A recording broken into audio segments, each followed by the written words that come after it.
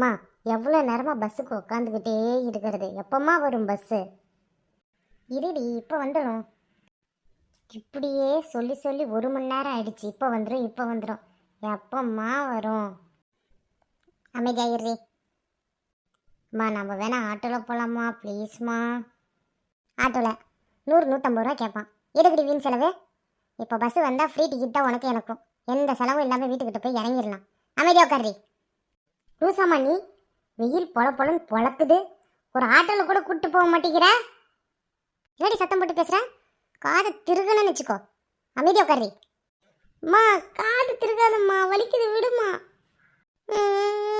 விடுமா. அழுகாத பாப்பா. சரி சரி, இனிமேட்டு கிள்ள மாட்டேன், சரியா? நீ அமைதியா இரு பாப்பா. இனிமேட்டு சேட்டை பண்ணக்கூடாது, சரியா? அழுகாத அழுகாத. சாரி. சரி. அம்மா, ஆட்டோவில் கூப்பிட்டு போறியா?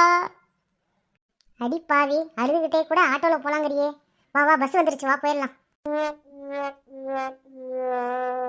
இவ்வளோ ஆக்சன் போட்டு கூட கடைசியில் பஸ்ஸு தானா?